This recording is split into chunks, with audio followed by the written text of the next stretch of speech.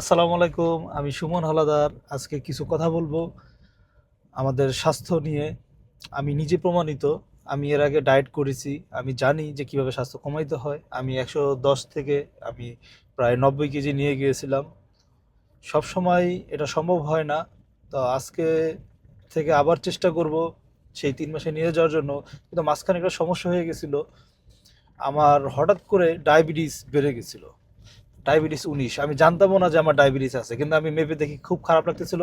আমি একটা ফার্মেসিতে যেয়ে সুগারটা মাপাইলাম, দেখলাম আমার ডায়াবেটিস ১৯। আমি তো ভয় পেয়ে গেছি, কিন্তু আমি তো জানি যে এটা কিভাবে কন্ট্রোল করতে হয়। তো আমি কি করলাম, শুরুতেই দুপুরে আমি ভাত খাওয়া বন্ধ করে দিলাম। আমি শুধু মুরগির মাংস খেয়েছি, রাত্রে সবজি ২টা ডিম এটাই খেলাম। তারপর আস্তে আস্তে ব্যায়াম করার পরে একটু হাঁটাহাঁটি করা শুরু করলাম, খাবার দাবার কন্ট্রোল করা শুরু করলাম, ভাত খাওয়া বন্ধ করে দিলাম, সয়াবিন তেল খাওয়া বন্ধ করে দিলাম। সবসময় সবজি, ডিম, মুরগির মাংস বা মাছ, সাগরের মাছ এগুলো খাওয়া শুরু করলাম।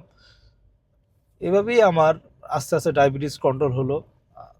প্রথমে ১৯ থেকে ১৩, ১৩ থেকে ১৫, ১৫ থেকে আবার ১০, ১০ থেকে ৯, ৮, ৭, ৬, তারপরে ৫-এ চলে আসছে।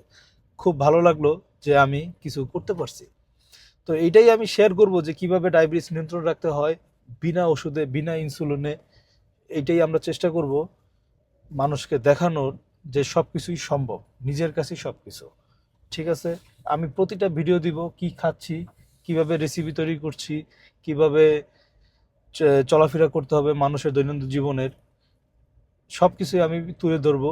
বিভিন্ন রেসিপিও দিব ইনশাল্লাহ। সবাই আমার জন্য দোয়া করবেন। আসসালামু আলাইকুম।